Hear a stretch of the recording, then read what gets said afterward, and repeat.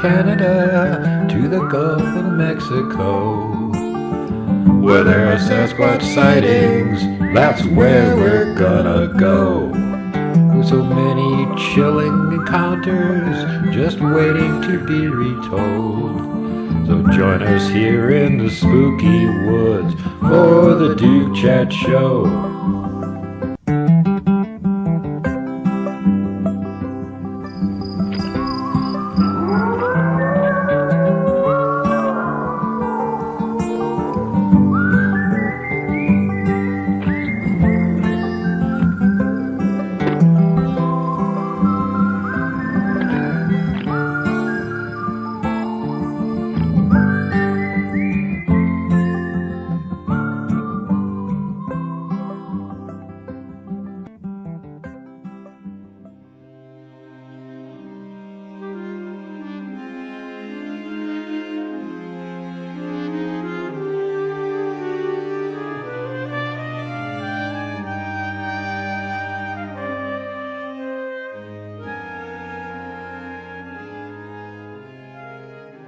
I would like to bring on our luminary and amazing guest for this episode. And I'm sorry for holding you up for a while waiting there in the wings. But welcome back to the show, Gary Wayne. Well, happy to be back and very much looking forward to the topic today. So it's going to be a very interesting discussion, I think. Yeah, I'm sure of it. Well, anytime I have you on, it's going to be a home run because you're the man with the knowledge on a lot of this stuff. And one of the things that I sort of primed you for is that, you know, during this last year, I've been getting people directly contacting me that are having problems with the little people. And some of them are not very friendly. They're not Keebler elves. They're not, giving you a pot of gold at the end of the rainbow or anything. These are like little monsters. And so I thought we'd bring you on just to get the biblical perspective on what some of these things might be and where what they're coming from.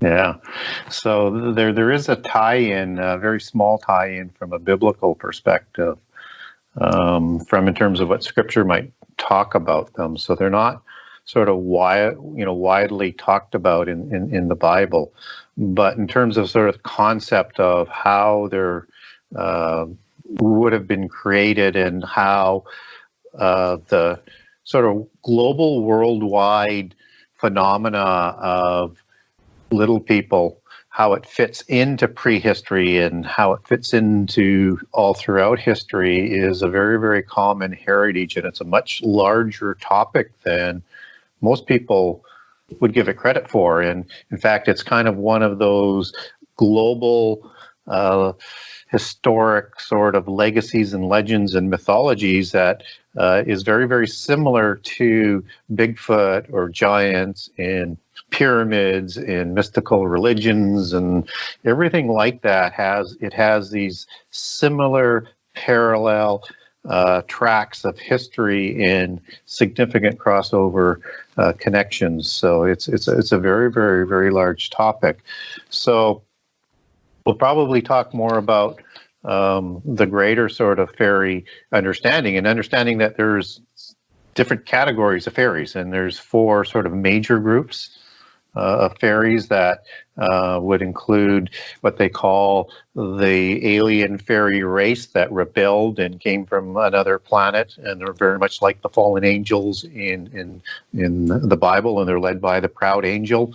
And after the rebellion, they went into these holes, similar to things that you would hear about fairies and or with the Nephilim. And the second category then is like the giants, the earthly ones. These are the shining ones as opposed to the opalescent ones, which are the angelic sort of ones. And again, very, very similar to the shining race of the Anunnaki and the Mesopotamian shining ones, and in fact have a direct connection back to that as the tribe of Danu through the Tuatha De Danann out of Ireland and England and Norway and Germany, and again where all the elves sort of mythology sort of comes from. And then you have the classification of the daemons or the shaves or the banshees, and these are the spirits of the fairies. And typically the connection there would be the bodiless spirits of the Nephilim. Then you have this very interesting fourth category called the elementals. And the fourth category are the little ones, and they're broken into three categories, and those categories are kind of the same right around the world. And so the first category, just to give people sort of an overview on this, of the little people, of the elementals, these are the good-looking ones who tend to take care of people. And, you know, they're ones that people might recognize as, you know, small elves or nymphs, and these are the good elves as opposed to the dark elves. Nereids out of... Garden gnomes and things like that would also fall into that. Well, gnomes is a different category, but these are good-looking ones. Gnomes are typically uglier ones. Mermaids would fall into that. In North America, like the dogwood people would be part of that sort of group. And there's many different names of little people within the native community. So I'm just sort of naming one to put in there. And the second category, quickly, is the category you're referring to, is the ugly category. And these are the gnomes. These are the various kinds of goblins, the dark elves, hobbits, trolls, and of course the rock people, who, you know, are all part of the group that steal children. And again, there's more names in these ones, but those are typically the ones that are talked about. And and another thing about these sort of classifications of these little people, and they're similar all over the world in their classifications and in the three groupings, is they all have specific roles that they do and play. And so we'll probably come around to some of that a little bit later. Dwarves would be part of that ugly group as well. And you also have what they call the trickster ones. And the trickster ones are like pixies and some goblins, brownies, imps, menehue out of Hawaii, the laurel people out of America, and also probably the Pukwudgies, I would think that you would put in there as well. So anyways, those are kind of the basic groupings as they are identified, whether it's in Europe or with American traditions or Southeast Asia or wherever. This is a tradition that's known everywhere. But the question is how do they relate sort of biblically? We'd only get one reference to little people in all of the Bible, and that would be in Ezekiel 27 and verse 11. And it's people called the Gamadin, that are a warrior class of people that are working along the walls and defending the city of Tyre in Ezekiel 27. And that goes back to a particular word that is rooted in the I am on the end is the male plural. So it's a race of people. And the original word is gamad, and that means a cubit or a span. So somewhere between, in the old measurement, somewhere between 9 to 11 inches to 18 to 22 inches. So almost like pygmy type people. So we get one reference to the little people, whether or not they're the pygmies out of Africa or they're part of the fairy accounting of peoples. We don't get any other sort of descriptions of them, but we do get, as part of the hierarchy of beings that are created and or rebelled from God, there's a hierarchy that exists there. And so the ones that are created by the fallen angels, Nephilim or Anunnaki or Xibalba or Daitria or Myosi out of China, whichever name you want, they're all the different giants. And these are the ones who fit in the hierarchy as demigods, and then after their bodies die, they're like the demon spirits. Similar, again, almost identical to what the four fairy categories are. But within this group, there's a group that's called elements and elementals in the group. And what's interesting about that is, and if somebody's looking at a King James version, you might see the word as rudiments, and in other English translations, it probably will say elements or elementals. And that's in the book of Galatians, in 2 Peter, in 2 Colossians, where these verses that I'm sort of talking about, and I won't drag everybody through those verses, but I can give them to you if you want them. Yes, just get a hold of me.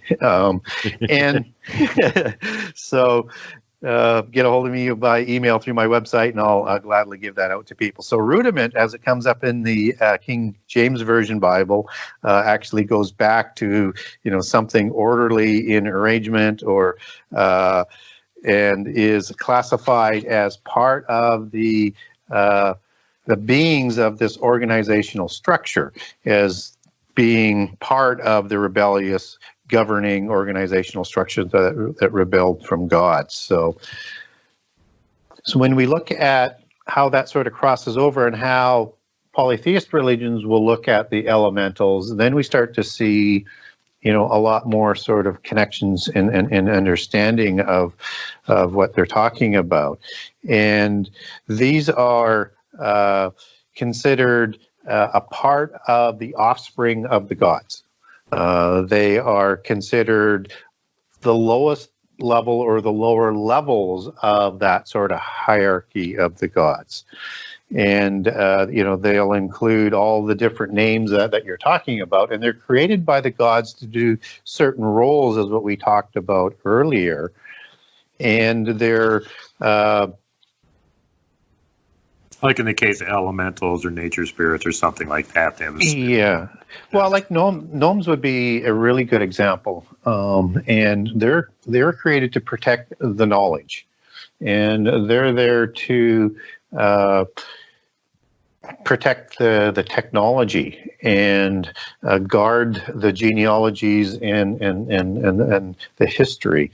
And so they're very much part higher up in the organizational structure in terms of that sort of agenda role. And just as what you see, let's say in Lord of the Rings, you have the dwarves who live in the ground in the mountains, and they make weapons and tools and do ironsmith and stuff like that, and smelting. And again, that was their job, to supply the weapons to the Nephilim, who were running the governments and the kingships and the dynasties, and ruling over people, and leading themselves in war against each other and with humans. So they all had a role that they were created to do. And so they're kind of like a greater part of that whole Nephilim concept, and part of the whole sort of infrastructure. Very interesting. I have a guest who's been on the show several times, and basically all they do is just research on the little people. And they've broken it down into several categories, and they absolutely don't have anything to do with the Fae, what we would think of as the fairies and the elves and that sort of thing. Don't even research it. They research what they call proto-pygmies, which basically are in two useful categories for our purposes, which is hostile and non-hostile. And the goblinoids pretty much go into the hostile group across the board. Yeah. And some of them are sort of like what you were talking about with the gnomes, where you can have ones that are actually, sort of helpful, that are maybe taking care of the local woods or guarding knowledge or something like what you're talking about. And then other ones like the red caps that are murderous little monsters that you don't want to be around at all. Yeah. Yep. And this is the group that steals children and does experimentation on them. And another interesting aspect of that, when we talked about those trickster ones, those are like the leprechauns and right. Ones like that, right? So, well, just curious here, before we go on, what category would you put like the Grey Neighbors in the UK into? Yeah, those are the gnomes. So they fall in the gnome category? Because the descriptions, man, they sound like gray aliens from the description. They do, and I put a description of them in my book, and if you didn't know that I was describing a gray neighbor or gray gnome abduction, you would swear it was a gray alien encounter. Right. And the creepy thing about this is this goes back to way before any kind of UFO mythology or alien abductions or anything. all Nobody throughout our had any history. clue. Yeah. Yeah, and so what they did was they came out of these portals or fairy mounds, and with flying machines, and they would kidnap children for a fortnight or 14 days, and 2 then weeks. Yeah. they would return them, and people wouldn't have any memories on them. But in the last few centuries or so, through hypnosis and things, they would start to, uncover some of those images, and they are identical to in description and in what they do to what the gray aliens do. And they're literally described as, one of these, gray alien encounters. They're described as goblin-like beings, which is part of that gnome. Yeah. Bingo. Sort of description. Yeah, like, and they have wrinkled skins and large eyes, and again, I think all that's gone on is they were called something different before people started to understand in the last couple of years what technology was really all about and what it could do, right? So it's just sort of understanding them into the context of where the technological advancement was at the time of the seeing of them. And then when that you start to connect those dots, that starts to open up so many other just sort of avenues as to, well, wait a minute, these things have been around all throughout history and are so much part of world history, and particularly as it's held in fairy tales and in descriptions in science fiction with these type of beings, and or things like Lord of the Rings or the Narnia tales, and on and on and on and on and on. Even with Shakespeare, you have the recollection of these beings that are connected somehow to the giants. So let's say in Midsummer's Night Dream, where you have these interesting kind of fairies, you also have King Oberon, which is a term out of the Tuatha De Danann, who were giants, and he's the king of the fairies. And the Tuatha De Danann, as I mentioned, were known as the Shining Fairy people. And his wife is Titania, and Titania would be a female, and Titania would be a female giant.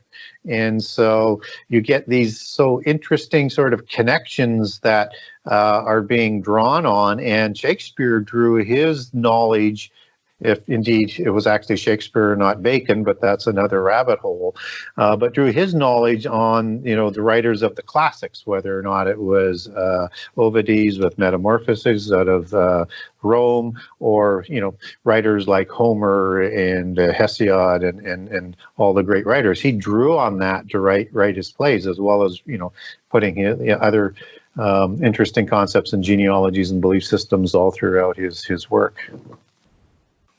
Wow. Yeah, that's one thing that people don't really think of very much. You grow up with this sort of thing, and, you've got Disney and Tinkerbell and all these other little sort of myths and stuff that you grow up with as a kid, and you don't really pay any attention to it. And then you start seeing that there's abject connections to reality with all this stuff, and it gets real creepy real fast.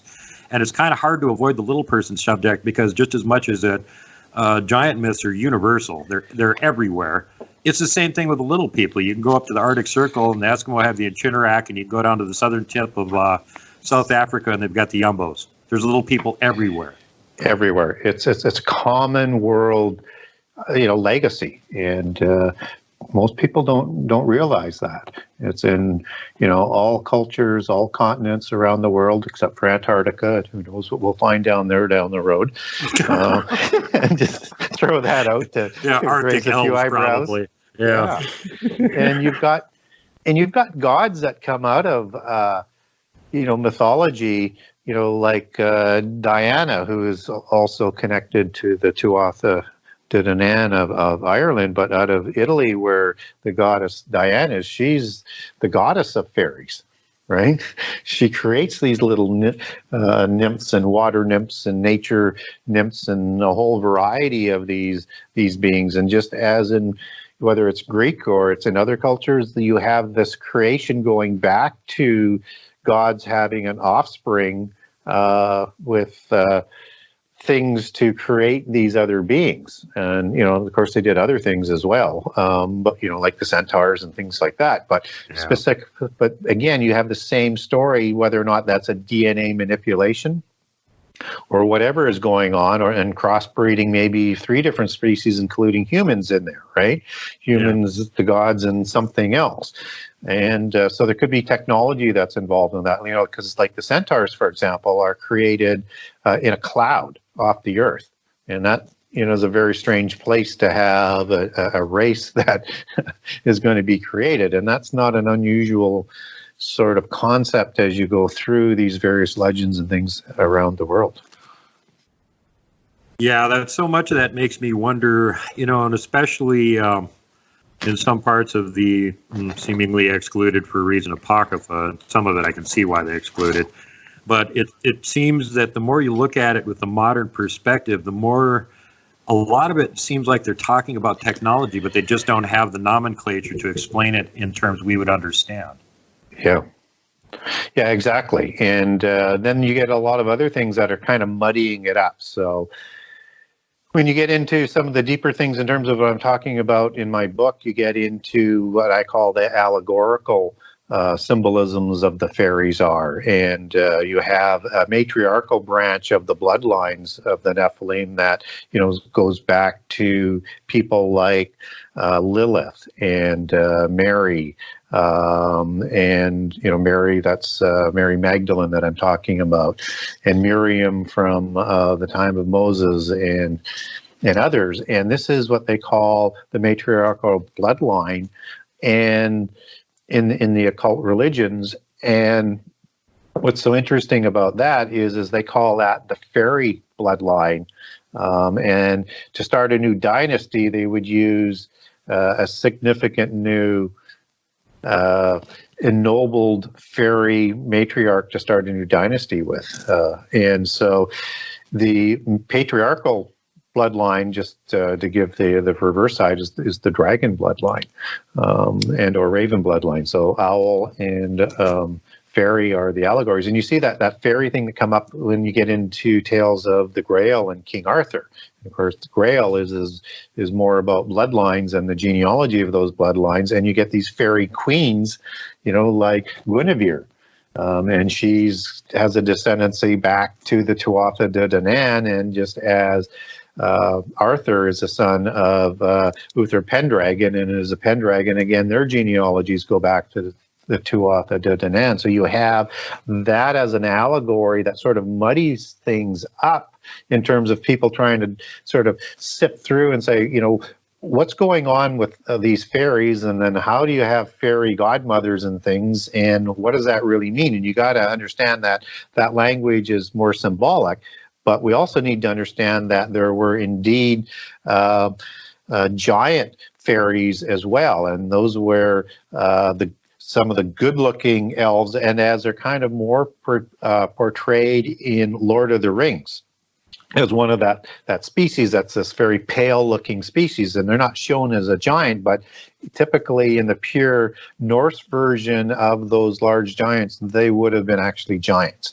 And I think they're actually, considered part of that Nephilim race. They may be somewhat distinct from them, but again, that Nephilim type of being. And again, you get those ties that go back.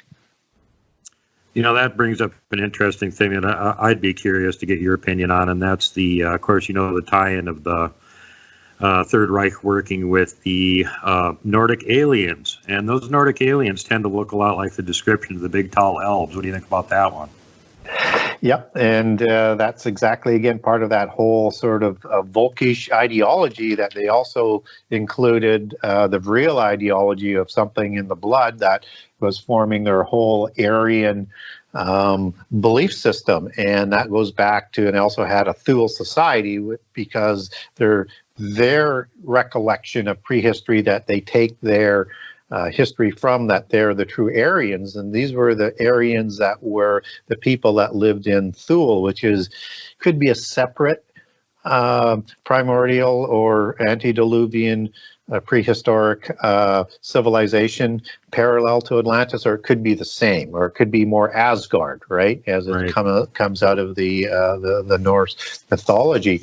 But these are the Aryans that come out, and these are the people that they believe that they descended back, and they actually thought that they could re-engineer with technology the Vril bloodline, and the Vril comes out of the Rosicrucian belief system, which holds the Gnostic beliefs that goes back to, includes the Cathars and the Albigensians and a global cosmology, but understanding out of the Cathar belief system that they believe that the elven race is the elven bloodline of the Tuatha De Danann that's going to produce Antichrist. But that's another allegorical rabbit hole we probably shouldn't go down today. But it's part of the bloodlines that are, recorded in King Arthur. But back to the Nazis. So these are the Aryans that survived the flood. They come out of the Scythia area, out of Tartarus is where the belief is that they escaped from. And there are two distinct segments of these that are also known as the tribe of Danu. If you remember earlier, I was talking about a connection of the Tuatha De Danann back to Anu and the Anunnaki, and An is heaven in Sumerian, and they're the offspring. The earthborn Anunnaki are the offspring of the sons of heaven, or gods, or aliens, depending on which mythos that you're going to go down. And so these are the ones that escape out of Scythia, and the tribe of Danu that also settle into the Mesopotamian region, but they also migrate north up the Danube and into Russia, into Germany, into Sweden, into Norway. And the other branch migrates over to Ireland and England and Scotland. And the distinction is that the ones over in Ireland are red-haired and hazel-eyed with very pale skin. And the ones that migrated north are the blonde-haired, blue-eyed, pale-skinned survivors. And these are identical descriptions to what North American natives would describe the White Snake Clan that, settled North America. They're the same description as what the Aztecs or the Quiché Maya would describe, who first started their race after the flood, and the same description as in the Atlantean legends, with that same sort of color and description. Of course, they had more of a serpentine face, and that's sort of another link back. So you can imagine like an Akhenaten type of character with a protruded chin and high cheekbones and these big, large, or sort of almost wraparound eyes like the aliens or the gray aliens might have, and of course the elongated skull. And these are the people that the Nazis based their whole new Reich Church religion around, these blue-eyed, blonde-haired Aryans, and the same people that they're trying to recreate through genetics moving forward through intermarriage and selection of what they would have deemed a more pure version as they could to intermarry and to create this new man concept. And that new man concept that they're trying to do is to create the new Nephilim. And so it's amazing how they adopt all of that into their web of theology called Ariosophy, as it is an extension of theosophy that went rogue, and that went rogue with how they used it and how they introduced Volkisch and Vril ideology on top of it. And the knowledge that the Nazis get comes from a realm of people that they describe exactly as you say, as we would understand as aliens, or as these gray neighbor or gnomes that are fairies, and that they provide the knowledge which then gives an explanation for how a bankrupt nation, when Hitler comes to power in 1933, develops blitzkrieg strategy for a new type of war with new technology of tanks, with the Panzer tanks and the Tiger tanks that is still the design being used today for the most part, that nobody else had. They are able to create things like rockets and jet engines and all of this technology that is just not possible in that short period of time, and yet they attribute that to the aliens or the spirit realm or the ascended masters or the White Brotherhood, whatever name that people want to call them, because they're all talking about the same group of people in that hierarchy that I talked about earlier that were providing them and feeding them the knowledge. And again, it's just amazing how this mythos just sort of continues throughout history and continues to today. So maybe mythos is not the correct word, other than it's an ever-lifting, it's a reality. The history. Yeah. You know, the other thing I always found curious is knowing a little bit about what they actually were trying to make for their new old religion there in Germany. If I recall correctly, one of the things that came up a bunch was Hyperborea. And I always wondered if Hyperborea was actually just Doggerland, which of course sank, which would be where the North Sea was, and in between the Ireland, Scotland, England, that whole area. And if that's what they were actually referring to. You know, I think so, because they would have gone with a very, very pure recollection of their history. And so they wouldn't want to be importing much from other legends and mythology. Right.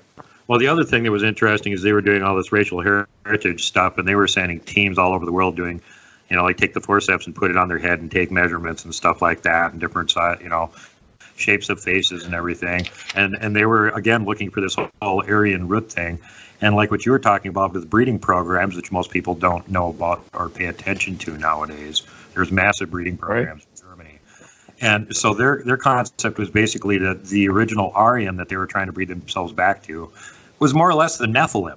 They were trying to get rid of the human in their bloodline and get themselves back to being Nephilim again. Yes, they wanted to recreate the glory of old. And so that, you know, they wanted a Third Reich or 1,000-year reign that they were going to dominate the world with. And again, that's this sort of Atlantean idea where Atlantis was trying to conquer the world. And they had 10 various groups within their empire that were trying to militarily take over the world. So again, really playing on that ancient common sort of prehistory, but specifically from Thule, or what I think more is Asgard or Hyperborea, which we're talking about in the North Sea. And again, you see that North mythology really come out in Lord of the Rings, because he overlaid the Norse ideology on that whole fairy mythology when he created the Lord of the Rings. And, you know, actually even kind of added to it where he created that they would call these demi-humans, whether or not it's like the orcs, which are, you know, part human, part something else. And it could be, you know, part like a gnome or, you know, another kind of little people or something else even. So. Yeah, well, that was like the Hobbits, too. I mean, he kind of made them up out of the whole cloth, but what did he base it on? The same descriptions for centuries of little people. They were just an amalgam of like several kinds of little people, and well, you know, call them Hobbits, whatever. Yeah. But, you know, you're absolutely right about that. And there was a lot. One thing, I actually did some studying on that, too, because I was sort of interested in it. And he was actually very slavish about trying to go back to the root origins of mythologies, folklore, and using that as the template for the races that he had. So when he's talking about the dwarves or something, they're really close to what the you know, mythological descriptions are. The elves are really close to what the mythological descriptions are. Yeah. So there's a lot of detail in there that's probably accurate. You know, some of the tales that go along with it, that's going to hold that detail and understanding is, you know, maybe just to make the narrative. But in the fairy tale concept, the interesting narrative that's on the surface isn't the true meaning. And you need to understand the allegories and the details to get the true history.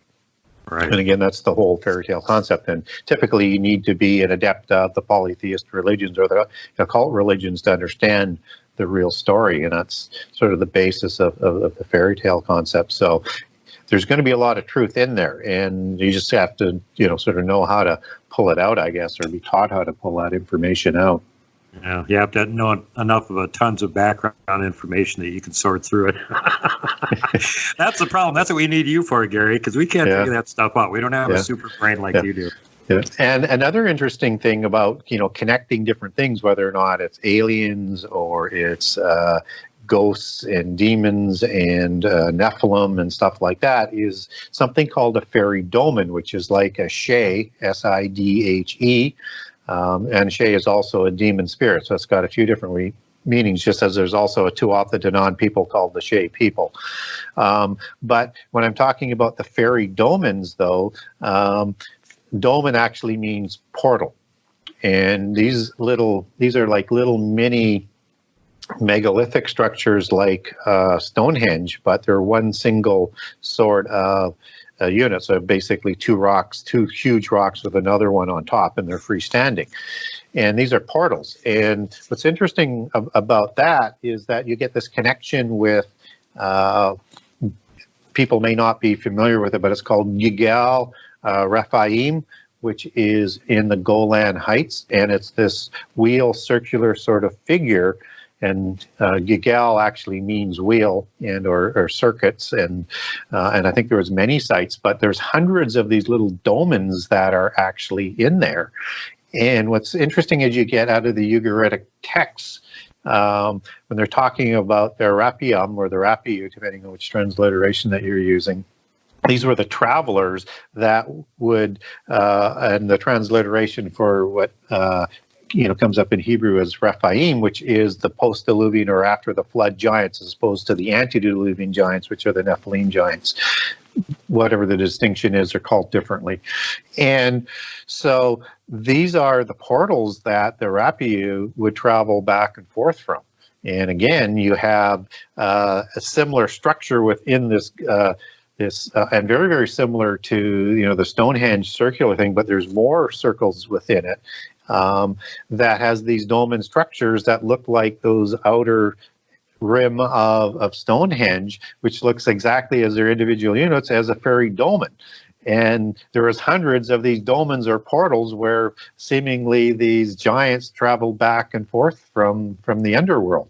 And again, that understanding of underworld is usually deeply connected with the little people, because they either go through back and forth between the underworld through these dolmen portals or through caves, and they have that sort of intersection with similar caves to where Bigfoot tend to live at times, and in the mountains. And so again, you get these connections that you can't always reach out and make it palpable and touch, but you can sort of visually say there's so many things going on here that is way too consistent to be coincidence.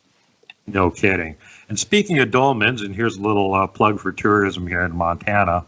About an hour drive from where I'm sitting right now is the Giants Playground. It's over by the capital, Helena. And one of the megaliths that is in the Giants Playground is the Tyser Dolmen, which is the largest one on Earth. It's 60 feet tall. Yeah, amazing. Go look it up. It's scary. I want to get over there and do some video, because there's a whole bunch of stuff over there. And just a side note, one of the places we do Bigfoot research, we've been finding megaliths up there, and they're not even documented. So there's a tie-in between all this stuff.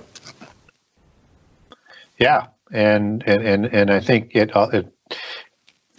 people ask me, okay, if there was a flood, then how do these things show up after the flood? Well, they're either recreated again after the flood, just like giants were recreated after the flood, or they survived the flood, possibly how giants survived the flood as well.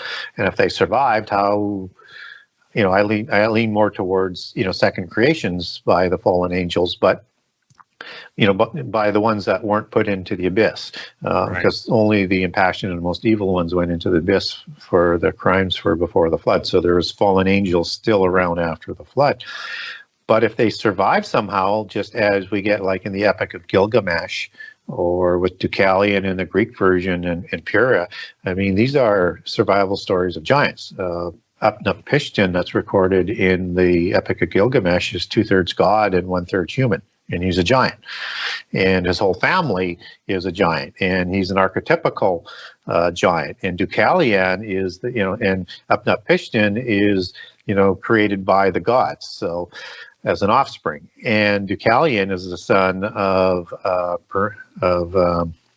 Prometheus, as I recall, and so again, offspring of the gods again. So either somehow on an ark, which is one version, but you also get Amakaseth coming out of some of the Gnostic religions that was taken by a cloud off Earth to survive. And then you get all of these interesting sort of discussions about perhaps somehow in the Earth with these underground cities that they're finding all over the place, whether or not it's, the one over in Turkey, Global Tepe, and I know I butchered that. Göbekli Tepe, yeah. Göbekli Tepe. Yeah. They just recently found another one over there that they think is about the same age, so this isn't like the only one. Yeah, and there's so many of these underground city sites that they're finding that people are thinking, well, maybe people somehow survived after the flood. I mean, that would take some technology to create oxygen and stuff like that, but I mean, well, it depends. Think about it for a minute. We both know that a lot of these things are either underground, lived underground sometimes, or they're exclusively and come up occasionally. Okay, so we got that. So the whole Earth is going to be flooded. Well, you know what? I bet at least one of them had a watertight door. And there's some really big caverns underground, easily big enough that they could hold enough air for a year. Yeah. And I agree with you. I was just watching one of your shows the other night, and I just wanted to let you know I'm totally on board with your opinion on Olga Bashan clinging to the side of the Ark. I do not believe that could have happened. That sounds a little fantastic. Yeah, that's stretching it a lot, because he would have been clinging for a long time there, Yeah, he would have. Yeah, so again, probably a different way of how that happened. But because we don't have a smoking gun verse, we kind of have to be open that all possibilities are there. But that's kind of way down the list. And the other possibility is most of the survival comes with help from either the gods or the fallen angels. And so did they get some help going through some of these portals or something like that to survive? And if the little people, controlled these portals, then, or if the fairies as a whole controlled the portals, and just as you've got allegorized in King Arthur, you've got the ladies of the lake, which is are fairies, and there's a lot of portals in underground waters, and they were designated as guardians of those portals and waters. As you take that mythology back, then why couldn't some of these beings, or many of these beings, have been saved through going through the portals, either into the underworld physically, which I don't quite agree with, but possibility, but I would look at the underworld as being in the earth, but in another dimension. So same location, but basically a different wavelength, or however you want to describe that. Totally agree with you on that one. And in fact, I think the majority of these so-called aliens from other worlds aren't from other worlds. They're from our world on a different vibrational frequency. All I have to do is change their frequency, and bingo bango, they're here. Little UFO fades in. Oh, where'd that come from? Well, it came from here. It just faded in because it's now on our frequency. Yeah, and we're just learning about different dimensions today. So science is so far behind. Although I'm also open to the idea that there's a lot more known behind the scenes than what's being released to us in terms of understanding some of that. But that no matter how you look at that, that's about 100 years old in terms of understanding different dimensions and quantum mechanics that went along with it.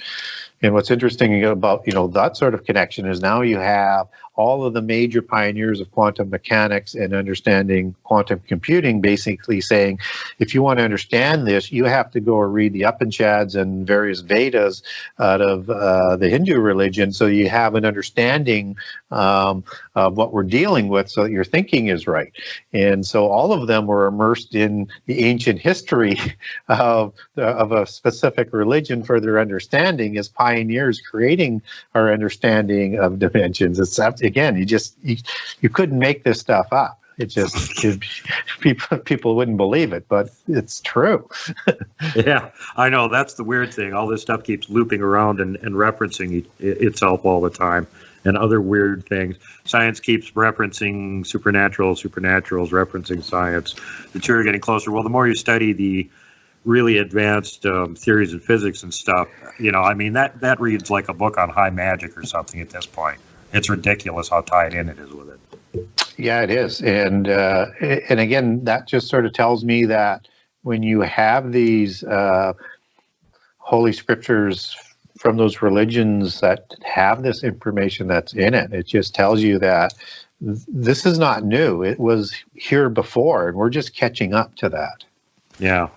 Or, from our perspective, everything has to be logical, scientific, and make sense.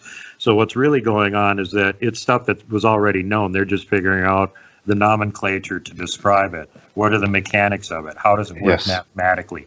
That's what they're doing. It's not anything new. They're just quantifying it. Yep, they're quantifying it, and just as the Nazis were trying to do is backwards engineer so that they could have that again. Because again, they do that in every sort of aspect of all the different sciences and what they'd like to create for godlike beings on the earth, because that's what they're really trying to do with all this technology of cloning and transhumanism and AI. That's all sort of merging, that they want to extend human life to be like the ages recorded in the Bible and in other religions with the gods and the demigods. Yeah, it's it's a really creepy stuff. Again, I should remind everybody that you turned out an amazing book that covers all this stuff and way, way more. And it's called The Genesis 6 Conspiracy: How Secret Societies and the Descendants of Giants Plan to Enslave Humankind.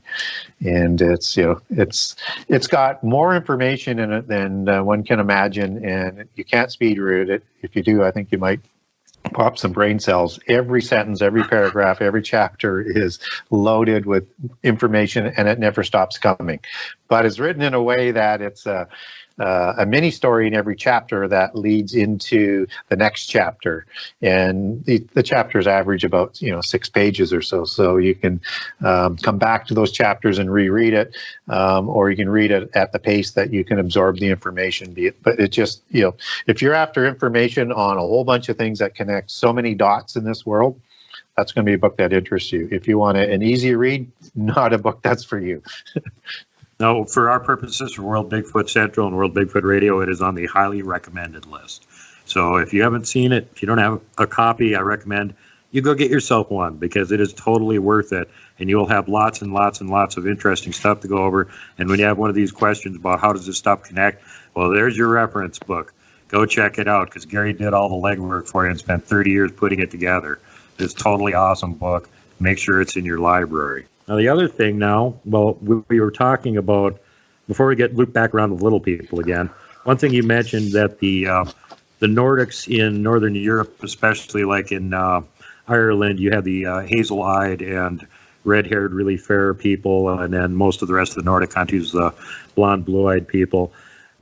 This sort of weird thing comes up with the giants, too, where most of the giants in North America are described as being fair-skinned, red-haired, and very hostile. And now this also comes up with Bigfoot, where people, and we've got thousands, if not tens of thousands of Bigfoot reports at this point. It seems like the ones with red hair are more aggressive than the ones with black hair. Can you shed any light on that? Not really. I mean,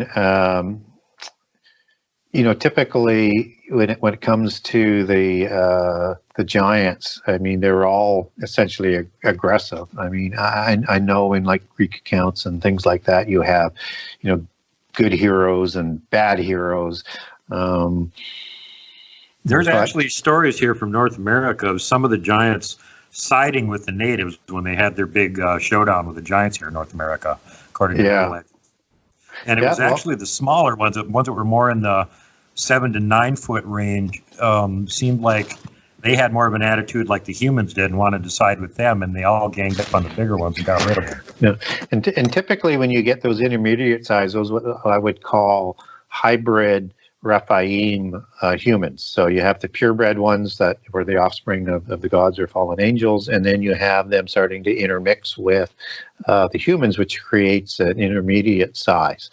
And that's, was quite common. Like in the Bible, you have the Canaanite tribes, where you have Sidon and Heth, who are the sons of Canaan, but then you have these families of giants that, they don't have a patriarch, and everybody comes off the Ark has, one of 70 names listed for all of the nations. These ones don't have any patriarchs, just as Rephaim or the Avim or the Hivim and all the different names for these Rephaim tribes after the flood aren't listed in the table of nations. And so what would have happened is that one of, females from the descendants of Canaan, Sidon, and Heth would have intermarried with a Nephilim or Rephaim, to create this new nation of hybrids that were taller than humans but not as big as the original Rephaim, and that's why you don't have a patriarch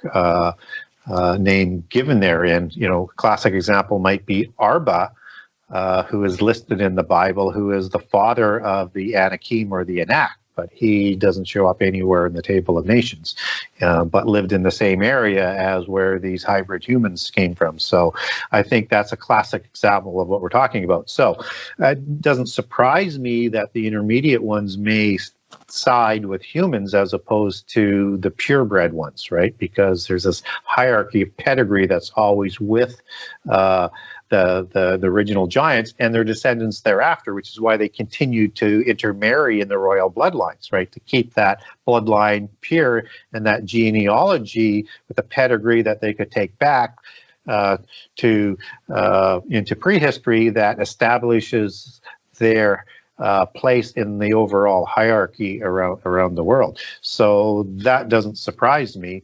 And again, though, you have that red hair, that shows up with not only in North America, but also in South America with the Peruvian skulls that they've been finding. And that also matches up with Tuatha De Danann. I'm not sure where the migration comes from or who was the source of who. You could look at it from two different perspectives.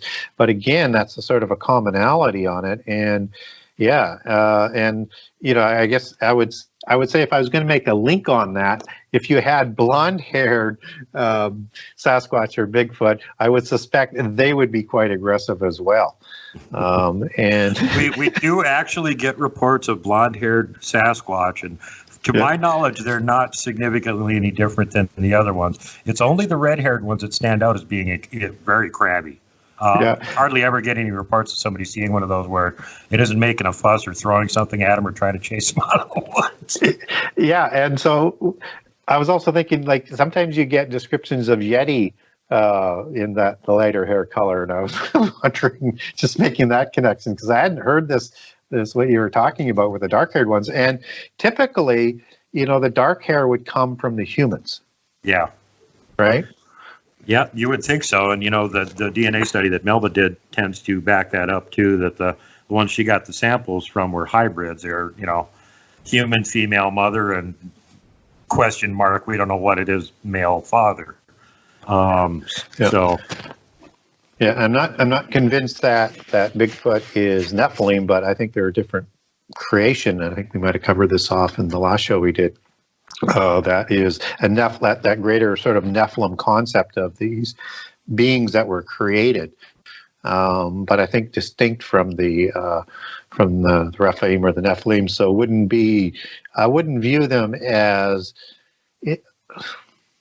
hybrid humans and Nephilim. I think Bigfoot and Sasquatch are distinct, but with perhaps some other interbreeding that takes place after that. Yeah, well, it points out to the fact that if there are hybrids of them, and there are, there must be an original something, and they're probably still around that hasn't actually bred with humans yet. The original, what do you call them, a pureblood. Yep. So, that tells you that genetically they've got to be fairly close to humans if they can actually interbreed with us and produce viable offspring, whether they're, sterile or not, like a mule. Yeah. And again, you go back to, how these types of beings were created, from the gods, and humans were involved, whether or not it's, direct or as a third ingredient into the mix. So again, I think over time, knowledge and science will prove a lot of that correct, and I think we're seeing more of that as we go. But dealing with the reality of what that means, that'll shake the world. Yeah. Well, it's let's see. Let's loop back around to the little people again. So on the subject of the little people, and again, we don't need to really focus on the fairies or anything here, because for the purposes of my audience, we're more worried about ones that are going to come and pester you and cause you problems and try and steal your kid and eat your dog and stuff like that. So of those, it seems like, from what I understood from what you said, that there's more than one source for these things. In other words, some of them are probably divine creations of the Lord, and other ones are GMO things that the Nephilim made while they were busy wrecking up the place. Did I get that right? Yeah, I think they're all created illegally. Okay, so you don't think there were any elemental spirits before they created them? No, I don't. I think it all comes from an extension out of the gods and the fallen angels somehow, some way. Okay. Well, to my way of thinking, I would think that God would have had those same, you're working for me and I need somebody to take care of the forest here. That's your job. And then maybe when the Nephilim were down here, they bullied him and went, hey, you're working for us now, pal. This is our planet. I mean, I think there's a good argument that could be the case, that these beings were also created at the same time, but they also rebelled, like the Nakash or the serpent did in Eden. Okay. And went along with the rebellious angels, right? So do you think that there's some of the little people that didn't fall into that category and didn't rebel? And the reason I ask this question is because their behavior, even if you're looking at it from a nefarious viewpoint, like what are they up to, and it's got to be something bad, it doesn't always work out that way. Some of them are like friends with families for generations and are actually helpful. But the majority of them have nefarious purpose, it seems like, and a lot of them are just downright evil, nasty little monsters. Yeah, and just as you have good magic and black magic, or I guess it's white magic and black magic, you have white elves and dark elves. You have this sort of dualism that not all are working against humans. Some actually are trying to help, but they're still, as my perspective would come from it, from a Christian perspective, is they would still be rebellious angels. Right. Or offspring of the angels, even though they may not want to continue. But I would also say this, that if they believed in, from a Christian perspective, if they do exist and they are doing good things, if they could be saved if they believed in Jesus and in God. So I mean, I would want people to think that I totally write them off, but I also know that typically, as we get the accounts coming out through all the different mythologies and information about them, is they typically still work within that organization, right? Even though some are not, adversarial to humans. So I am open-minded to that, but I'm not convinced of it either, though. Yeah, no, I'm right there with you. I haven't got really good evidence pointing me in any direction that I can put my hand on and go, okay, I've got enough right here to believe that this is what's going on. No, not on that page. Another thing here that was brought up, Barbara W. wanted me to ask you, outside of Genesis 6:6, can you please give places in the Bible or the apocryphal books that mention the fallen angels corrupting all flesh? And right off the bat, let me say first Enoch, but go ahead, Gary. Well, yeah, that would be, from a Christian perspective, that would be one of the apocryphal books that would talk about that. You also have, books that come out of the Old King James Version. You have in the Book of Wisdom and the Book of Tobit that has a few references to the giants, but not a whole lot.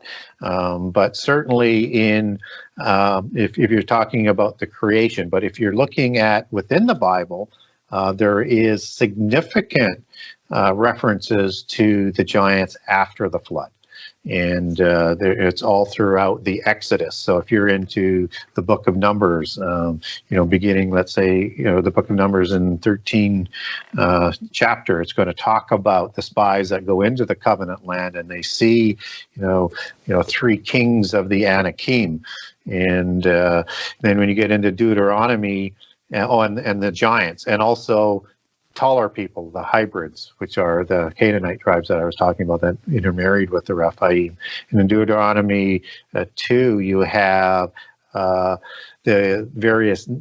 of the various names listed, whether or not it's Avim or Anakim, they're all considered giants. And giant, when you take that back in the King James Version Bible back to Hebrew, is the word Rapha, and the male plural is Raphaim, the I am male plural, and it's defined as a tribe of giants. And so all of these names that people don't recognize as giants, including Hivim and Horim and Zamzuzim and on and on and on that's listed in the Bibles, are actually giant peoples. So that's the biggest collection of references to giants is in Joshua, Deuteronomy, and Numbers.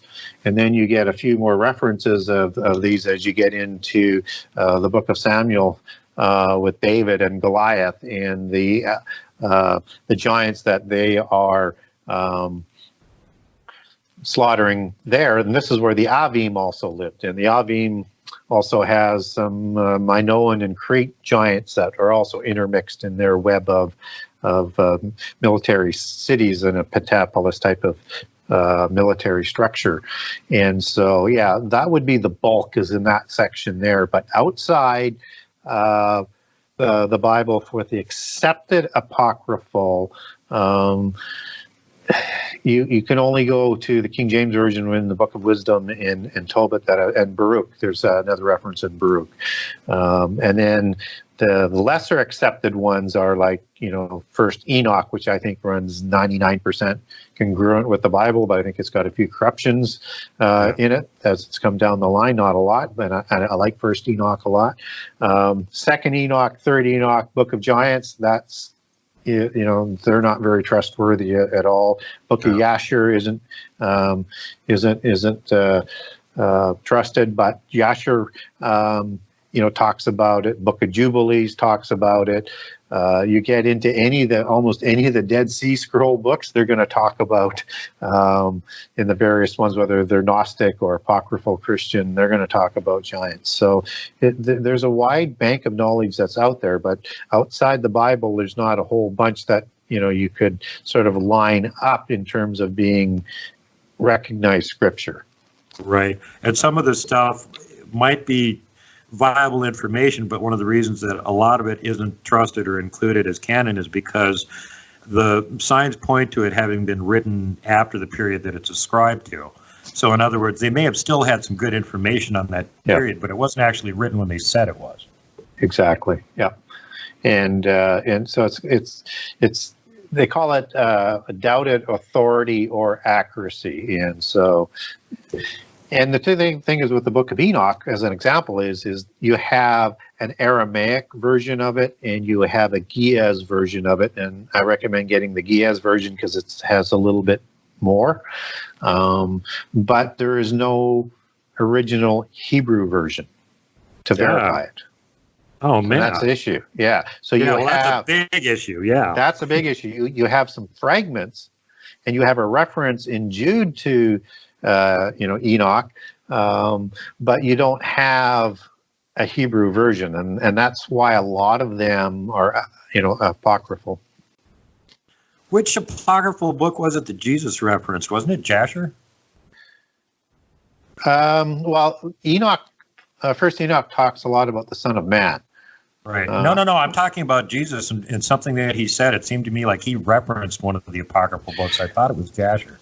Well, Yashar is referenced in the Old Testament, but not by Jesus. I can't remember what book it was right off the top of my head. But the book of Jude in the New Testament references the book of Enoch, but I don't recall one about Jesus. So, Yeah, I'll have to go look that up again. It occurs to me that he did actually reference some book that's not included in the current biblical canon.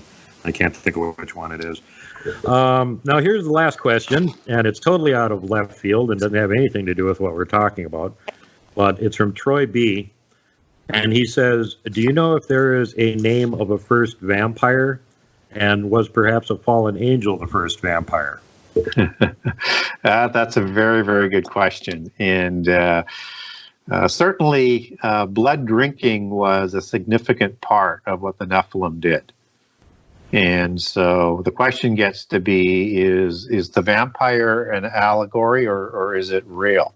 And if you look at Dracula, which is the most sort of well-known version, I mean, Dracula means son of a dragon. And, A means son, and Dracul goes back to dragon in Greek and in Latin.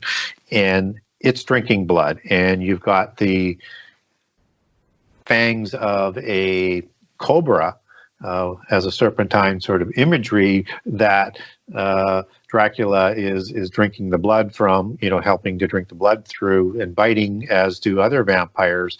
And this is an allegory of the bloodlines, and this is an enemy of the Christian church in the Dracula mythology. And so this is they were drinking blood the Nephilim were drinking blood to extend their lives after their immortality was taken away. So the question gets to be, is it real or is it not real? But certainly from an allegory as we understand modern vampirism, but it goes back into some ancient traditions, beyond, Dracula, who was built on Vlad the Impaler, who again had red hair, hazel eyes, pale skin, and was, adept of the occult. And, Vlad the Impaler was inducted, his father was inducted into the Ordo Draconis, which is another rabbit hole I won't go down today.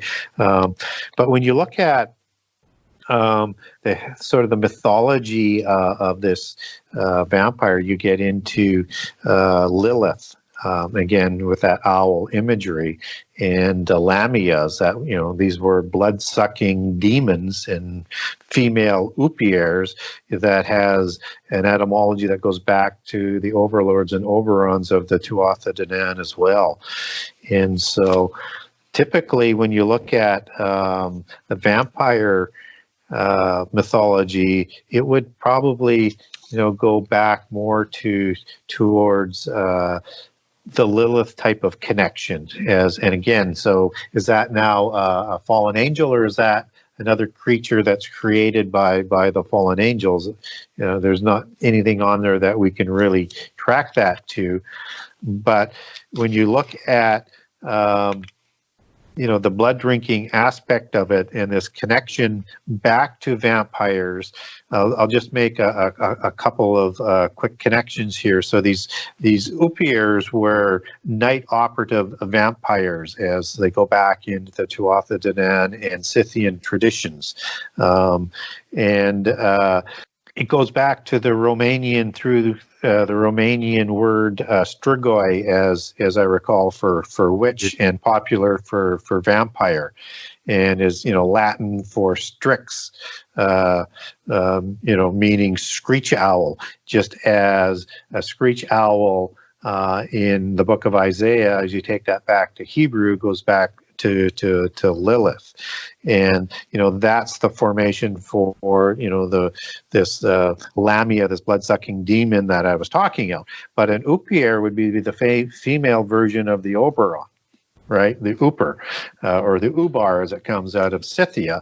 And those would be blood-drinking demons or fallen angels from the patriarchal or the male side. So I think it's still because they are more demon-like that would be the offspring of the fallen angels. Makes good sense to me. That's some creepy stuff. I don't have too much to do with studying anything on vampires, so I'm glad you can kind of answer that question. Very, very, very, very creepy stuff. Wow. Yeah, I think that about covers it. It's just interesting to me how all this different sort of what people nowadays take to be mythology and folklore actually references reality and vice versa, pretty consistently. And maybe people should take it a little more seriously and do a little more research on it. Yeah, I could not agree with more. And that's, what I like to try and do is raise people's curiosity to, continue digging in more. And as you were mentioning to me earlier, that it's nice to see the different communities starting to talk a little bit more and people seeing all the different connections because they're there. And there's just no way it's coincidental.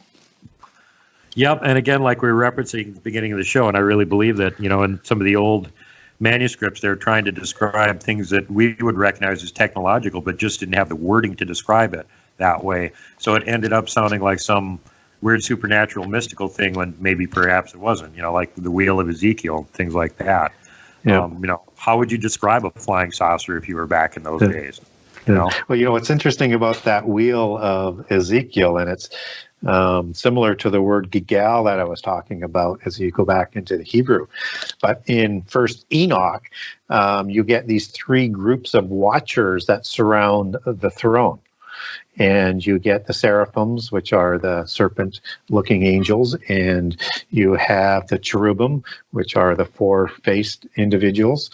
But in Ezekiel, you also have this wheel-type being that also has four beings, but aren't called cherubim.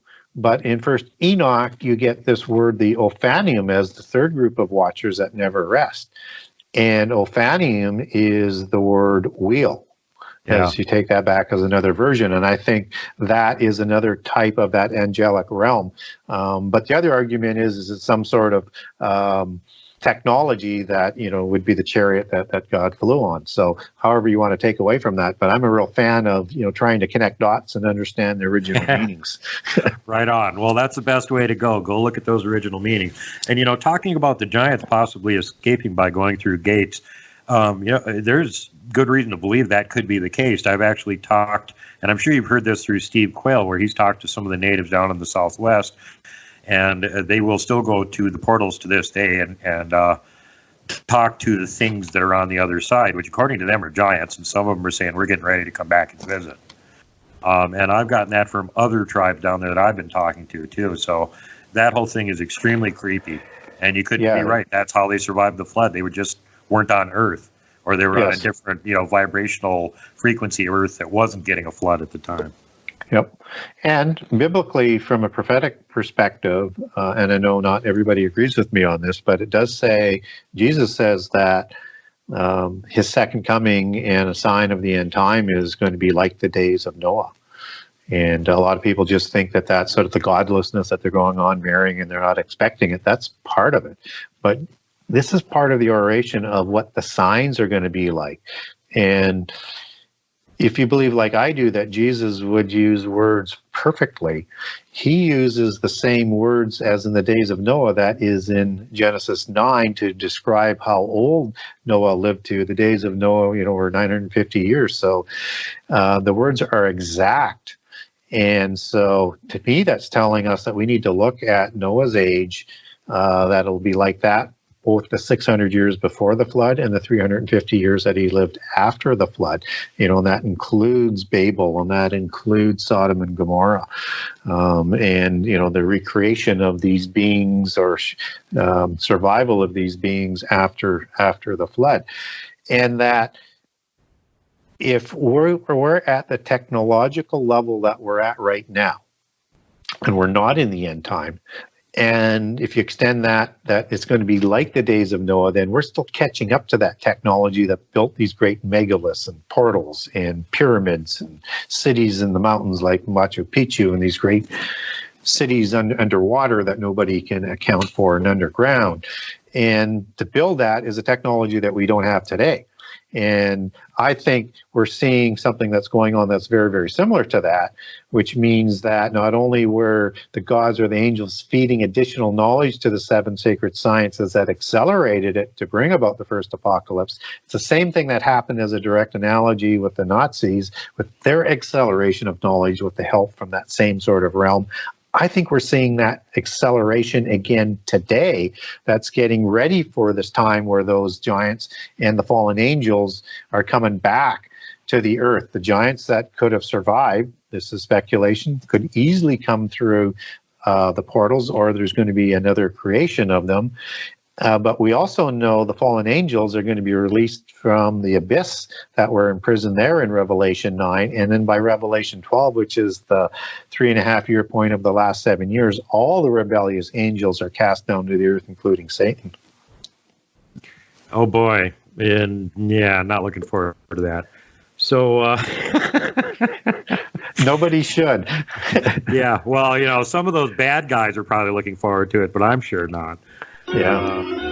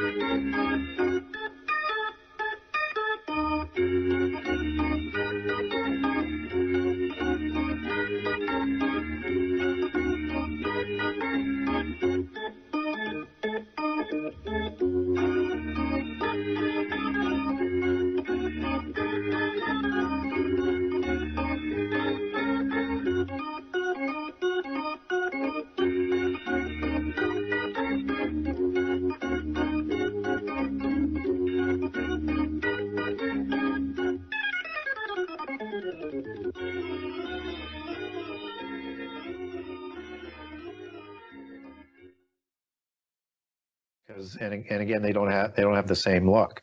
But we also get other interesting beings like the centaurs. That's half man and half horse, right?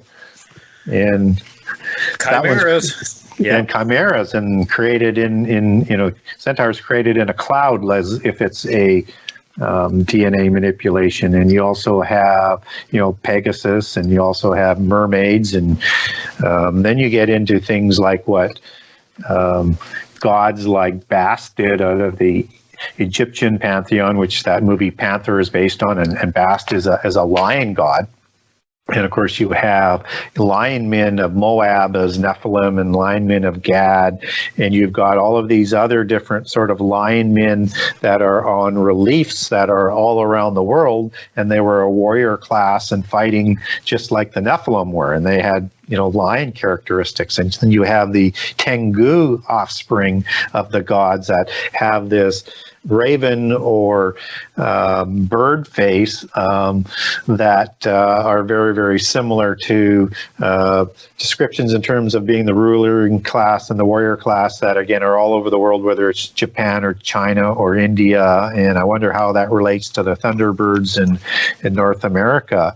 And Tiamat, get a load of this out of the Enuma Elish, is that Tiamat is a Leviathan type god, so a serpent type of god. Has different names and basically all around the world. It could be called, Lotan. It could be called Yam. It has, every culture has a name for this Leviathan type of god. But again, a dragon, yes. And she created the Hydra, which is a multi-headed dragon in this world. Also a hairy hero, which is the same thing as a Titan is called a hero on the lower level of the demigod aspect. So example, Hercules, son of Zeus, or Atlas, son of Plato and Poseidon, as a couple of quick examples. Just as we talked about the Horim as being hairy, and all Nephilim being hairy. She also created the great demon, whatever that is. She also created the savage dog, which is you have all these dog man mythoses that are out there. She also created the scorpion man, which is very interesting because that's the same type of description that comes out of Revelation 9, which is the Gerda-Balu or the Akrababalu. She also created the fish man and the bull man, and all of these things were mighty warrior type of gods and demigods. And so in every sort of accounting around the world, you have a god that is creating all of these different kinds of beings wherever you go. So I'm trying to think of the name of the character in Greek mythology that's the mother of monsters there. It sounds like the same thing. Yeah. Mother of monsters in the Greek mythology. Yeah, I can't think of the name right now. Chimera was the offspring of Typhon and Echna, which was more of a spider type of being, but they also have different names. So I don't think that's the god that you're referring to, or the goddess. Echidna. Echidna, yeah. When I say chimera, I use the term generically. I'm not talking about just the goat-headed, dragon-headed, lion-headed monster, but anything that's an admixture of different species of animals. And one that comes up in old medieval tales and stuff, and I don't know if it gets mentioned in the Bible or anything, is the manticore. And the reason I bring up the manticore is because apparently there's manticore sightings happening again. And I went back and did some research on this, and interestingly enough, there was a flap of manticore sightings about 350 years ago. And somebody else did some research on it and went, well, fiddly-dee, there was another big flap about 350 years before that. What's up with this? So anyway, and someone that I know actually saw two of them in North America recently. They were outside on their porch about 3 o'clock in the morning having a cigarette, and they saw two of these huge orange cat-looking things come walking up out of the ditch. And they're, like slightly smaller than a lion. And they both had human-looking faces on them. And they were making weird noises to each other. And the one turned and noticed she was there and got this look on his face like, you're not supposed to be able to see me. And then they both just vanished. Wow. And she was extremely freaked out, didn't know what to make of it. Contacted me about it. I'm like, I'm not an expert on manticores. I'm going to have to do some research on this one. She didn't even know what she saw. I said, it sounds like so anyway, again, this is another one of those things where it's like, where did all this mythology of these weird admixtured animals come from? And I think what we're talking about is basically where it came from. These guys were doing GMO mutations and creating their own weird things for whatever purposes they had for it. Yep. That's what I think when we get into these things that, it just doesn't necessarily make sense of a human and a god, right, to create this. And it may not make sense that it can be a god and a animal to create it, because typically a lot of these will have animal and human features, right? And perhaps having a demigod type of position, size-wise, strength-wise, or whatever. And so you almost get a mixing of maybe a third, and a third within some of these creations, with now it means, okay, well, how is that possible? So they're somehow mixing a recipe of DNA to create these things. And I think that's how they sort of, how I, in my own mind, differentiate them a little bit different than how Nephilim are created, but part of the same violations against the laws of creation as what the Nephilim are. Yeah. Yes. Which also, of course, going back to the GMO critters, this is in my opinion, the most likely explanation for Dogman. As you may or may not be aware, there's tons of Dogman sightings going on in North America. There's people you can go back a long time in the past and find reference to this, and way past the werewolf references in Europe, which or, skinwalker shapeshifter type. What we're talking about is things that are dogman all the time. Yep. They're not human. Yep. They're shifting back and forth. Yep. And that's the cynocephaly of old Greece. And, it makes you wonder if this is, again, like some GMO race that they created for some purpose. They're noted in history as being incredibly powerful warriors and were actually hired by certain kings to be, shock troops for them and whatnot. They'd get paid extra heavy money for them. And apparently one of them joined, I think it was St. Timothy or something. He, a dogman, joined the Catholic Church and was a warrior for them for a while and ended up being sainted for it. So, I mean, there's lots of references to these guys in history. It's not like, there's nothing back there. Go look. There's tons. Yeah, I agree. And also out of Greek mythology, you get the Lycon, and same with the Roman mythology creation from, the story with Zeus. And so whether or not it's from a wolf man or a dog man, or they're two different types of things, this is not an unknown not an unknown account, not a well talked about account. And I'm certainly no expert on the dogmen in North America, but I have heard a lot about those sightings. And again, I'm agnostic on a lot of it, but I'm not prepared to say that it's not possible, because I know of all this other stuff that I've researched, and I leave open that door that this is more likely than not. And then if I look at Sasquatch or Bigfoot, and I'm from Canada, so I tend to call them Sasquatch a little bit more than Bigfoot. Well, that's a more proper name. So that's like the difference between using some of the names like Dooligal would be like a technical name for what they call a Yowie in Australia, and Yowie's a generic. So Bigfoot's just a generic term. Yeah. But what I would say, though, is that there are just so much of this and so much of the history of it. I actually think they're there. It's just finding the proper explanation for what they are. And as what you've mentioned, and I'm sure your guests have just reiterated so many times, is that they understand these beings as real, and that they're intelligent, and that there's actually communication that goes on between them, and to some certain degree, whether it's tapping or whatever else, with themselves and or with trying to communicate with humans. Also, I'm actually a field researcher. I go out in the field, do evidence gathering on Bigfoot. I've seen them 3 times. I know they're real, no question. Dogman, haven't seen one. Don't know if they're real or not. I assume they are. Some of the same people I know that do Bigfoot research who do Dogman research, and they're both real critters to them. One of the things that keeps throwing people that are not that well acquainted with all this background information is like, okay, they can understand how there might be some sort of big, gorilla-like thing living in the woods in North America. Maybe that could be, but an upright walking wolf, that's like not natural. So that's sort of where a part company on that one. But then, I've had people share pictures of Dogman. I had somebody that sent me one from Germany. It's looking in their window. It's pretty obvious.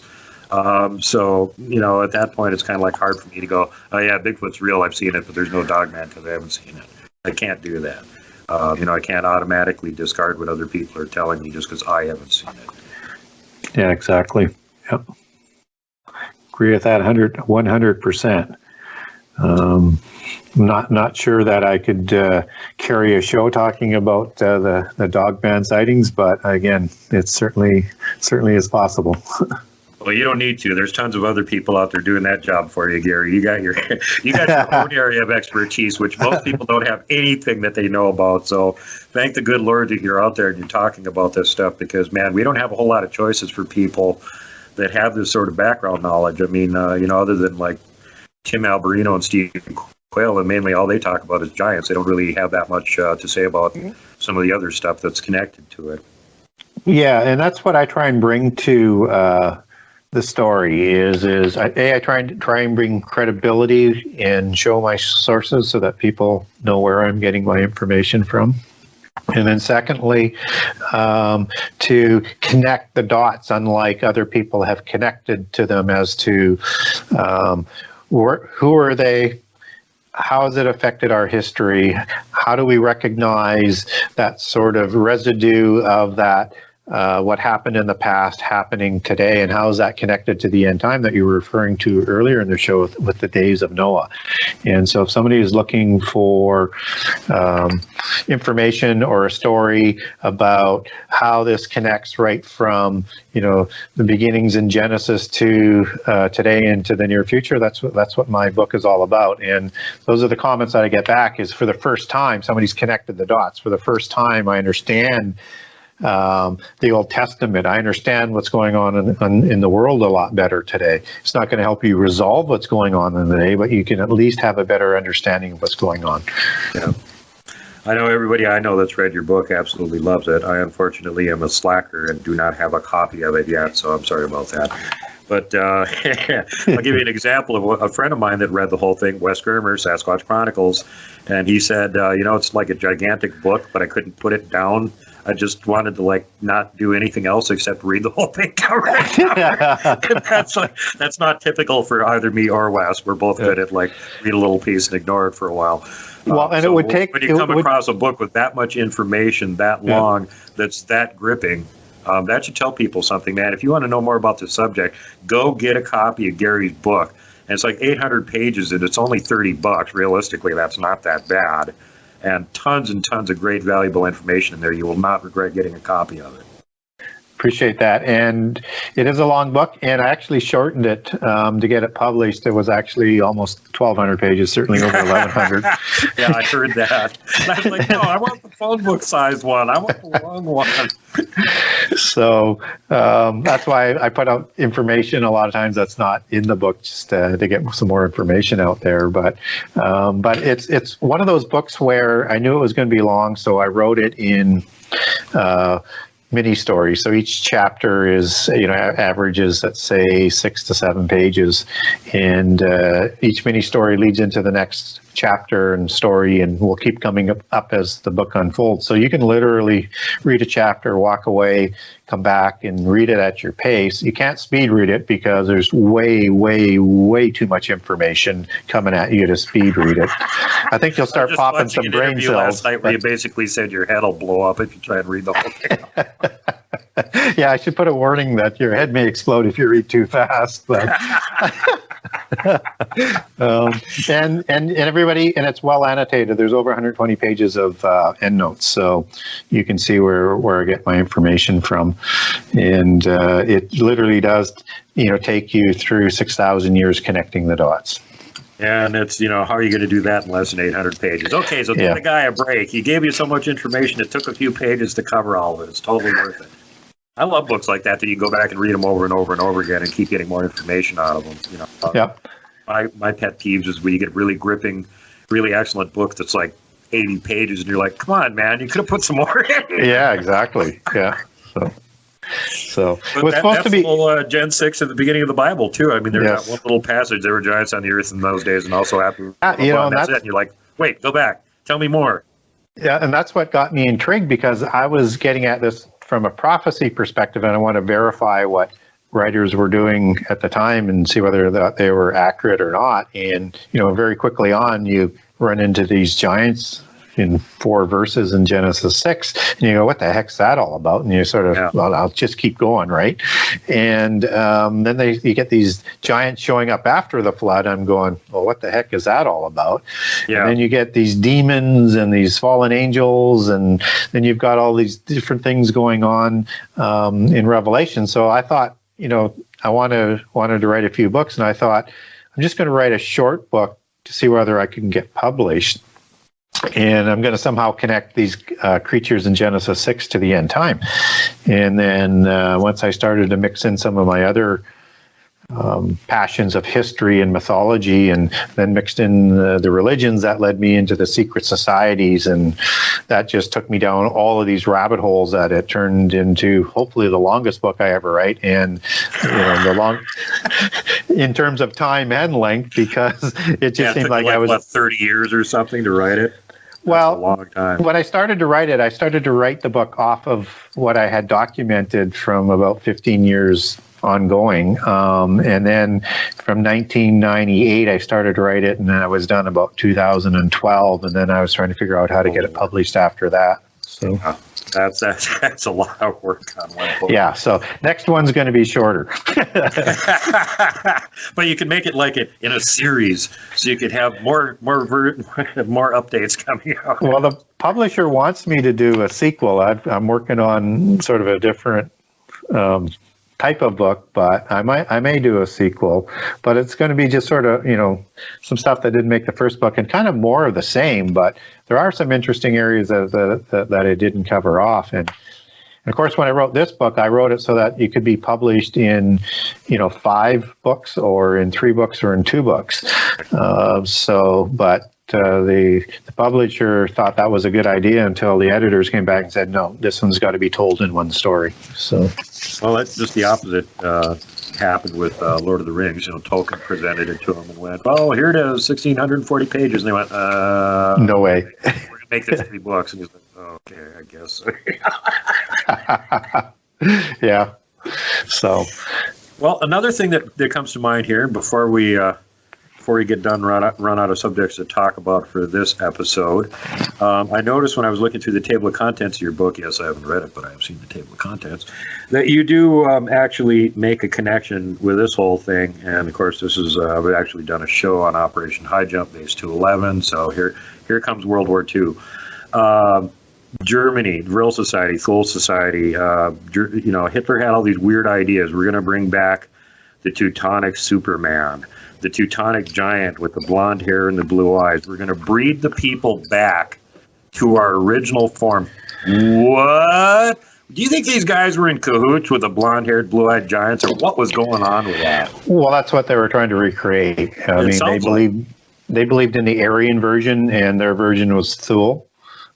Which sounds like Atlantis, but again, it could be a sister civilization, and those were the blonde hair and blue-eyed ones, and they adopted the Rosicrucian belief system of Vril, which is something in the blood that if you could backwards engineer that, you could recreate the giants, and they were working on that aspect as well as filtering down the breeding going forward to try and, through, generation after generation, recreate that sort of purity. But that's the new man concept, right? That's the new Nephilim concept. And that's always going to be part of this other aspect that people haven't really looked into very well with the purebloods that come down through the dynasties. And the Rosicrucians' idea of Vril goes right back into their ancient history, that this is the bloodline and the genealogies that go back to the Nephilim and to the gods that created them, and it gives them the divine right to rule. And so they keep that pedigree. That's why Prince Charles knows that he goes back to Vlad the Impaler, because they keep these genealogies. It's the hierarchy within that group. And so Vril is one thing that they track. And of course, the Nazis are, to me, an analogy of the end time. That's what's going to happen in the end time. So if you want to learn what's going on in the end time, it's going to be like that and worse, only on steroids. Oh, wonderful. I don't want to be wonderful. Here. Yeah, no, nobody wants to be here for the end time. Believe me, it's not going to be good. It has to happen, and it's going to take place, but you don't want to be here for it if you don't have to. And so with the Nazis, though, they do adopt the bloodline aspect of it. But what also is involved on this whole ideology is what they call the gene of Isis, and I also cover that in my book. And this is the genes that they believe go back to the Nephilim and the gods or the fallen angels, and so they're looking for genealogies and the proof of the genes, and they're also looking for what they call the spark of the divine. And that's the seed that is planted all around the earth that has a spark that goes back to the gods that they're also looking for to unite in the universal religion and universal government. And that's the words when you hear globalists, and particularly the Bush family. And again, I took note when President George Bush Jr. Was doing his eulogy at his father's funeral. He used the term, which he has used in the past, and his father used a couple of times, 1,000 points of light. That's what they're talking about, is that spark of the divine. And those are the ones that they want to live in the new age that they're going to bring about, or the new Atlantis. I know I'm going down a whole bunch of rabbit holes here that we won't have time to cover off today, but this whole once you understand who created the Nazi regime, between the religion and the secret societies and the bloodlines, you can quickly understand how this goes back into history and how it can move forward into the end time as being an analogy of what's going to happen. One thing that I think is fascinating is how you connected the dots between the old giant bloodlines and the rulers of the earth. And this explains a lot about weird things, and especially like European medieval history, where you had these rulers that would only inbreed with each other. I mean, they were just so, they would not marry a peasant, they wouldn't marry, somebody who was from any of the lower classes. They had to be from certain bloodlines. And it got to the point where these people were so inbred, they started having like massive genetic defects and problems and stuff. Yes. And, because they would only inbreed with their own bloodlines. And this explains why they were doing it, because they were trying to make sure that they had maximum amount of that Nephilim DNA that they were carrying around.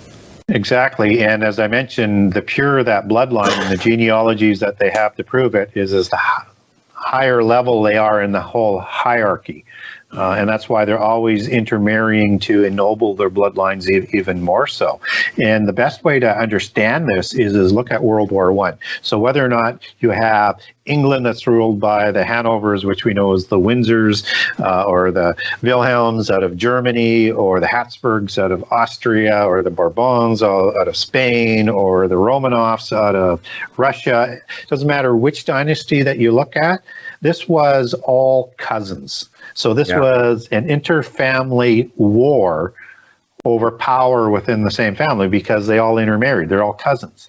And this is a tradition that comes down through history, right from what we can record after the flood, and was probably before the flood. But whether or not it was Akhenaten, who had a mother that came out of Mesopotamia, they intermarried to keep the bloodlines pure and to try and introduce other pure bloods that would, help keep the defects out. But no matter what they did over time, they would always have to get some very low level pure bloods that had already been diluted or introduced humans to keep that gene pool and that blood pool free from disease, which is why over time they lose their height and their elongated heads, and they look a little bit more like humans as they go, because otherwise they would die out. Right. And I know like a lot of people are sitting there listening to this right now going, well, thank the good Lord I live in America where we haven't got all these inbred blue blood, royals that are running the show, and they're all related to the Nephilim. Well, you can wipe that smug grin off your face and get worried, because go do some genealogical research on our presidents. They're all related. Yes. And they go back to the Plantagenet dynasty, which the ones that most of them connect to is King John Plantagenet of England, the one famous for being forced to sign the Magna Carta. And that goes back, the Plantagenet descends back through the Anjou, the French kings, and there'll also be other bloodlines in there, but Anjou, de Bouillon, and de Payon, who formed the Knights Templar, were all sons of nobility that formed the original Knights Templar, and they take their bloodlines back to the Merovingians, and then back to all sorts of Nephilim bloodlines and other bloodlines that, again, being able to prove that pedigree is a key for where they sit in that secret sort of society that people know very, very little about. And what would they call the pseudo-blue bloods in North America, they are all trying to intermarry into these bloodlines to ennoble future generations to have a higher stature. Mm-hmm. Yeah, there was interesting rumors going around when Babs Bush finally passed away that she had actually been an illegitimate daughter of Aleister Crowley, which would make President George Jr. The son of the daughter of Aleister Crowley. Yeah, we don't know whether that's accurate or not, but believe me, anything inside the secret societies and the royal family bloodlines is possible. And if you don't understand that secret societies comes from the bloodlines, then again, you're missing so much of the picture. And so the Rosicrucians are higher than the Freemasons, or higher than the Illuminati. It's where most of the organizations funnel into, and into the highest level, which is the top 50%, which is all made up of the purebloods. So you need to understand the organizational structure that has been in play since prehistory and is still affecting us today, if you really want to understand kind of what's going on. And so, like I say, anything is possible when you're talking about secret societies with Rosicrucians and the secret bloodlines. And to give people an indication is that there is one order that comes out of the north side with the Swedish and Norwegian kings, and they have a double cross of Lorraine, which is again where the Anjou and the Dubuilly and the Tapayan come from, which is another iconology of the bloodline. So they have that as part of their symbology. But this secret society, you have to be, I know they changed the rules in the 90s to loosen it up a bit, but throughout its history, you had to be of a royal family and of a secret society to be part of it. And this is the royal family's secret society. What they call it is the Knights of the Seraphim. Yeah. I don't know how you could be more obvious. Yeah, no kidding. Yeah, let's just come right out and say it then. Yeah, and they're associated with these other bloodlines that go with the King of Jerusalem title that the Bourbon family out of Spain has. That and if you take that double cross back and the bloodline back from how they inherited the King of Jerusalem title, it goes back to the Habsburgs dynasty. And that, with a lot of the Eastern dynasties, they have the double eagle of the Anunnaki also represented in their coat of arms, representing their bloodlines. They hide these things in plain sight. They're there for everybody to see. I get people who send me coat of arms and say, "Tell me what's going on in this," and they're just kind of shocked. But their symbology is everywhere, and they identify themselves. You just kind of have to look for it. I wonder if you ever thought about this, or if you know anything about it more than what I've been able to piece together. You've got background with Irish, so do I. I've got Irish blood. Legend of St. Paddy. St. Paddy, interesting character. We celebrate St. Paddy's Day. And what's St. Paddy famous for? Well, he chased the snakes out of Ireland. Two things about that. First of all, as you mentioned earlier, seraphim. They have faces like vipers, snake-like. The second thing, archaeologically speaking, there are no snakes in Ireland. There have never been snakes in Ireland. There is no archaeological record of there ever being snakes in Ireland. If he chased the snakes out of Ireland, what kind of snakes are they talking about? There certainly isn't the snakes that most people think that they're talking about. Just as you said, there's just, it's either a complete fabrication, or they're using an allegory of what they're talking about. And I think it's an allegory of chasing the seraphim, dragon, serpent cult religions out of Ireland and replacing it with the Roman Church. I think that's what they're talking about. I think you're absolutely right. That's been my theory for a long time now. Thank you for backing me up on that, Gary. Appreciate it. No problem. Well, the reason I bring this up is because I had a website with one of my friends years ago. It was just a joke, and it was about like selling land in Atlantis. And at every holiday we try and tie it into Atlantis, or just make up some ridiculous joke about it or something. And I started really thinking about St. Paddy, and I went, well, wait a minute. And I kind of brought this thing up sort of like half jokingly.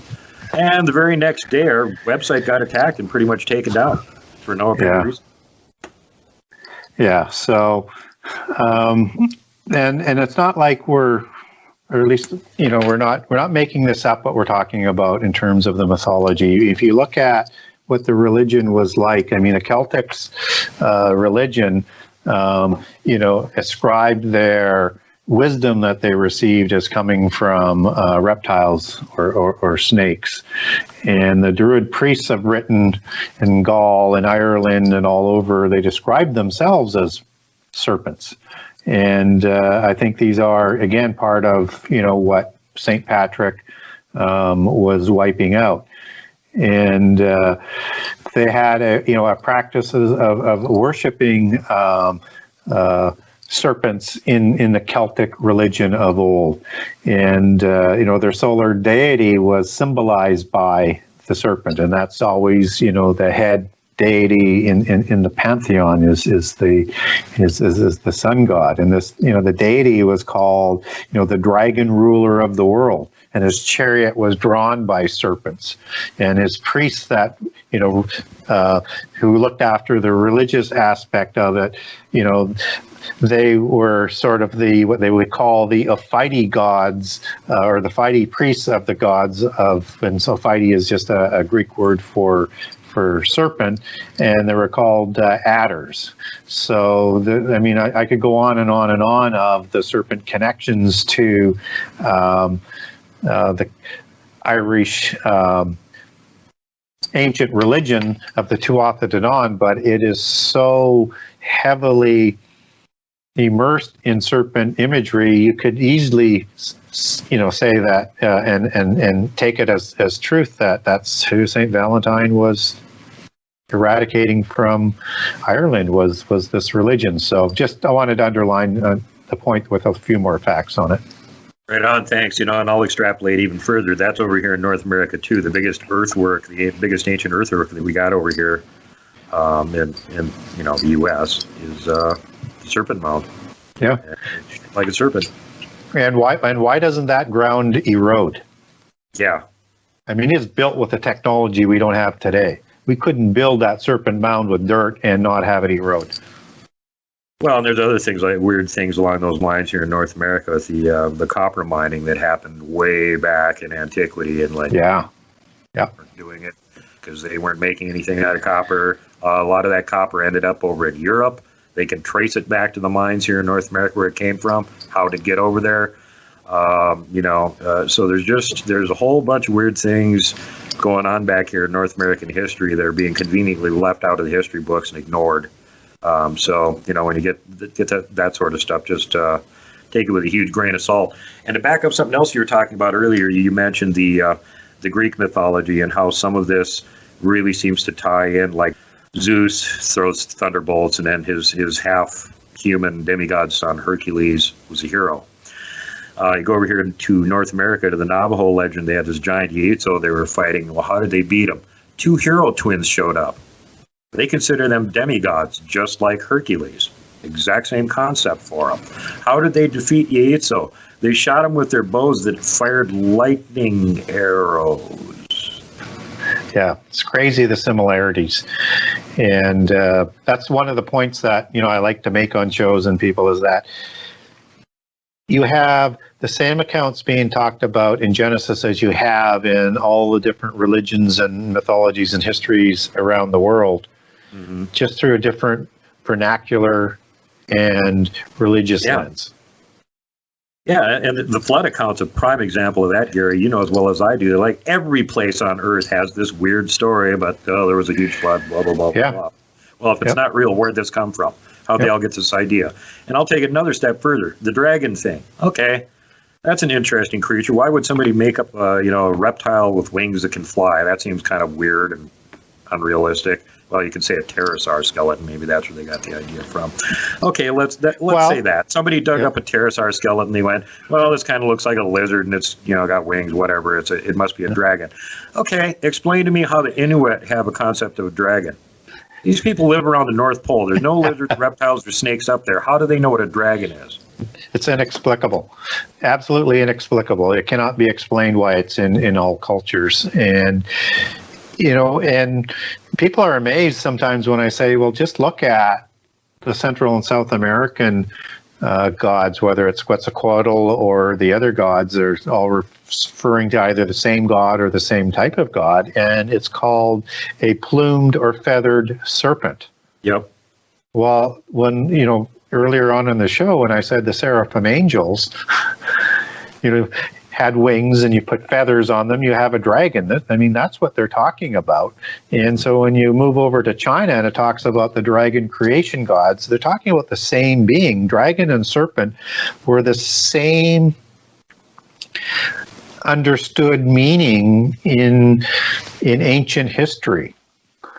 And people don't realize that there's different kinds of serpents, but they're understood to be the same sort of species of beings. And now I also want to be clear that when I'm talking about this, there's the God and heavenly dragon and serpent, and then there's the physical world serpent type beings. And you also have the Nakash in Eden, who loses their arms and their legs and possibly wings after the Eden account. So there may have been these flying reptilian dinosaur-like birds before that happened.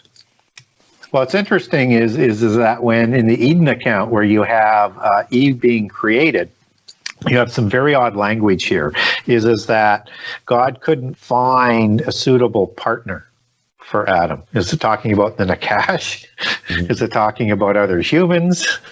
Well, again, that makes you think about the pre-Adamites, where there are these other things that looked like humans but weren't, and that's what people are finding in the archaeological record. You know, your Heidelbergensis and your Neanderthal and all these. You know, are these just the pre-Adamites that they were wrong? They're not us, and probably shouldn't be breeding with us. Yeah, exactly what I was alluding to. Yeah. Fascinating. Well, you know, we were just talking about Ireland there a minute ago, and if you go to the next island over, there's this gentleman on there who does a lot of stuff about the reptilians. You know, probably know who I'm referencing.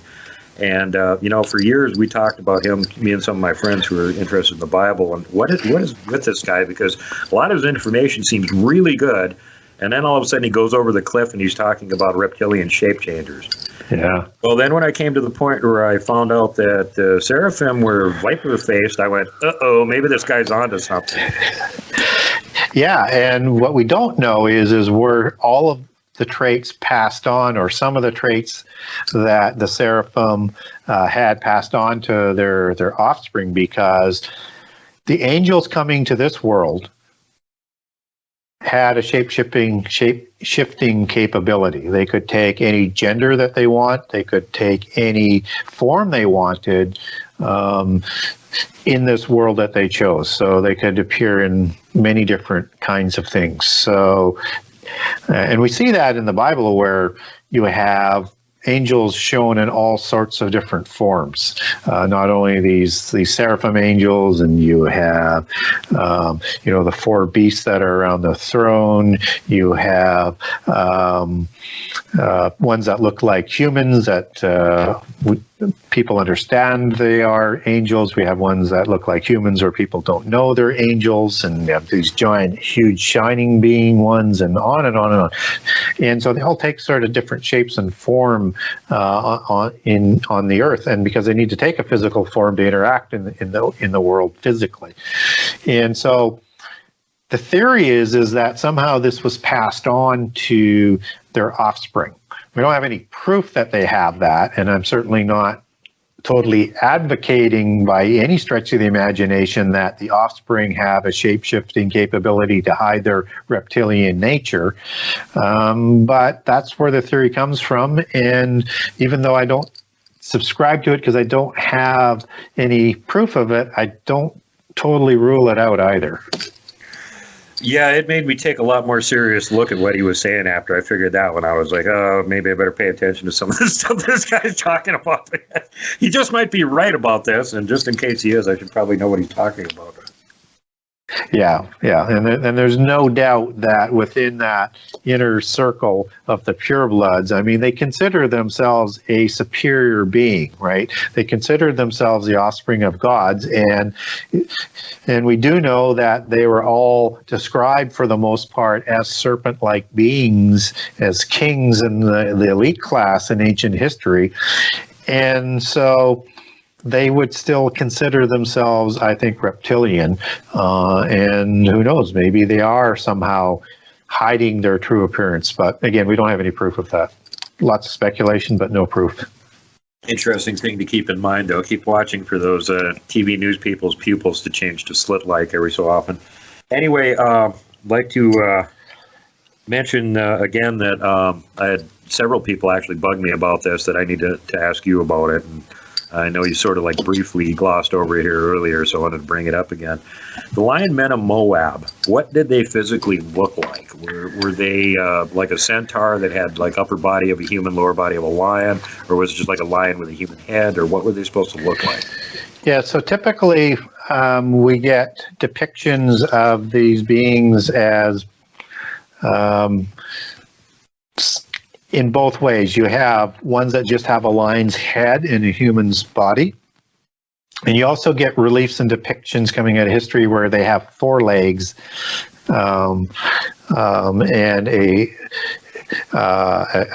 and I guess you would call it lion's legs and feet and stuff like that. But typically they have the lion's head on a human body. But you do get both depictions where it's a combination of lion and human, and they seem to be the same type of individual as they're depicted on the ancient reliefs. So what I look at is that the lion men of Moab and of Gad would be standing up probably on 2 legs with more of the lion face features. But they are called in the Sumerian legends the Urma Lulo, and they were a ruthless lion man race and ruthless warriors that showed no mercy. There were lion men warriors of Babylon and Akkad that possessed lion heads and men's bodies and birds' feet, and identified from the god Nergal of the underworld. And you even get like King Habada out of the cedar forest in the Epic of Gilgamesh, who had the face and the paws of a lion and the bull of the horns and vulture claws and a serpent's tail, and was covered with snake-like scales. So he was more almost chimera-like in those things, but he is protected by the gods. That's why Enkidu has to be killed, is because he actually kills King Habada of the cedar forest, and he's a demigod king who looks like this. So I think for what we get, that's coming downstream to about 1000 BC with the time of David, where we get the lion man of Gad and Moab. I think they're probably more on 2 feet and upright. And I have a Facebook post with terrific pictures on this on the reliefs, if somebody wants to get hold of me, that and the Word document for my research, just as I do on the scorpion men, if people want that. But I would take it back to a lion type of god, where these ones are created from, just as you have the Nagas or the Nephilim going back to serpent-like seraphim. And so you've got gods in Egypt, whether it's Sekhmet or Bast or Mahis, as an example, or Agnu in the Indian pantheon. And out of the Bible, I would suggest Ariel, even though that angel's name does not show up in the Bible. It is a recognized name, and Ariel, as the word does, but not described as an angel in the Bible, and that goes back to being the lion of God. And so I would suspect that if there was an angel that looked like a lion, it would be Ariel, and he may have been the one that procreated to create these warrior-like lion men. And it's also why I think you get both dragons and lions on the coat of arms. Right. That would make sense. You've already thoroughly explained the dragon thing, and that would now explain the lion thing too. And again, I mentioned earlier, I had a report here from North America, somebody that apparently saw a couple of manticores, and it sounds like those could be the lion men too. So creepy. Yeah. When you were mentioning that earlier, I was running through my head, do I want to run down the rabbit hole with you on the lion men? Yeah. Well, it's we need to explore this stuff, give people information. They can make up their own minds. That's what my show's about. We put the information out there. You decide what you want to believe, what you want to research. That's up to you guys. We're just putting it out there for you. So, Gary, we're about run out of time here now. We need to give people contact information for you so they can get your awesome book and figure out how to get in touch with you. Sure. If people want to get a hold of me and my book in one site, you can go to the Genesis6conspiracy.com. That's Genesis 6 with the number 6conspiracy.com. And on that site, you'll get a generous excerpt of all 98 chapters so you can get a good feel for the book. And you can buy a signed copy of that book from me through that site. You can also link over to the Kindle version. You can link over to Amazon.com, Amazon.ca, and BarnesandNoble.com. And you can also order it through your local bookstore if it's not on the shelf, because it's distributed by Bookmasters. I also have an email connection there to me on the website. So if you want to ask me a question or get some of the information that I was talking about, you can get a hold of me through there, or you can follow me on Facebook under Gary Wayne. And I also have 2 Genesis 6 conspiracy pages where I do one of these interesting postings, every week, or sometimes I do skip a week, about giants and secret societies, where I have these commentaries like the Lion Men and the Lion Gods, or the Akrababalu of Revelation 9 that we talked about the scorpion being. So if you want that, you can get a hold of me through Facebook as well. And if you ask me a question, I'll get back to you on that. And you can also follow me on Twitter at GaryWayne63, at GaryWayne63. All right, spectacular. Well, thank you so much for coming on the show, man. Unless I wake up tomorrow morning and I have a lynch mob with pitchforks and torches at my door waiting to get rid of me or something, I'm pretty much planning on having you back on the show again. I hope you're okay with that idea. That would be fine. That because we kind of skimmed the surface on a lot of different things, and we could maybe dig a little deeper into some of the other subjects. Yeah. And you've got so much good information on a lot of these subjects, and again, I encourage the fans out there, if there's some specific subject you want to hear Gary talk about, send me a message. I'll save the question. I'll make sure to ask them, just like I did this time, and then you can get more specific questions answered. Or if you don't want to wait that long, you can always go ask him directly on his website. Buy his book, read that. The answer's probably in there already. Anything else you wanted to add, Gary? No, I think that's... Everyone, safety first, last, and always. Pay it forward. Don't be mean to people if you don't have to be. Don't flip off the mountain giant. Don't poke Dogman with a stick. Don't punt the puck, would you? And for God's sake, whatever you do not hug the Wookiee.